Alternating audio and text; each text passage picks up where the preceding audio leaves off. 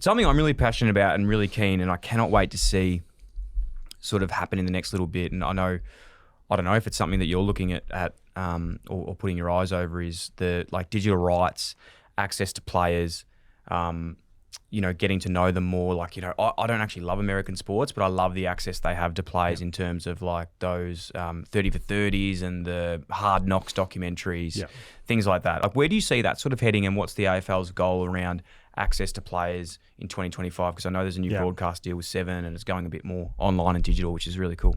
Yeah, I think what we want to do is continue to make the game available to as many people as possible. And I think your hardcore traditional fans, they love consuming footy the way they always have.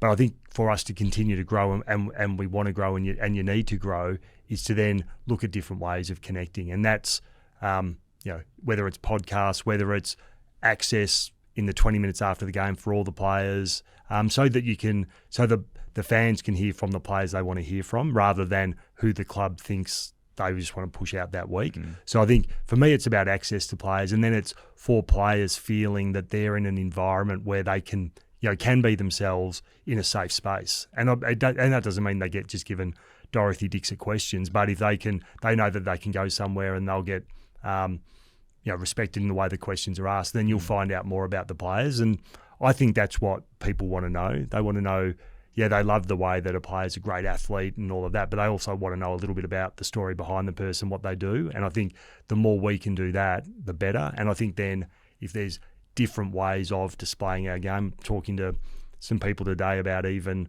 when you've got your traditional play-by-play calling, but are there different ways that you can watch the game? So the Super Bowl, for example, this year had a telecast on Nickelodeon, which was directed directly for kids because it's on Nickelodeon. But apparently afterwards, when you compared after the normal time finished, the way the main broadcast dealt with overtime versus the Nickelodeon one, the Nickelodeon was so much better because they actually explained the overtime rules properly, whereas there was an assumption on the main telecast that everyone knew what the rules were. And it was clear afterwards the 49ers players didn't even know what the rules were. So thinking about, not always thinking for the absolute avid fan, but I think they're absolutely important. You always have the calls for them, but looking at different ways, different languages. And now that when you've got apps and different ways of having multiple streams of games, I think that's something that I'd really like to encourage our partners like Seven and Fox, but also ourselves to be able to do via the AFL app and otherwise.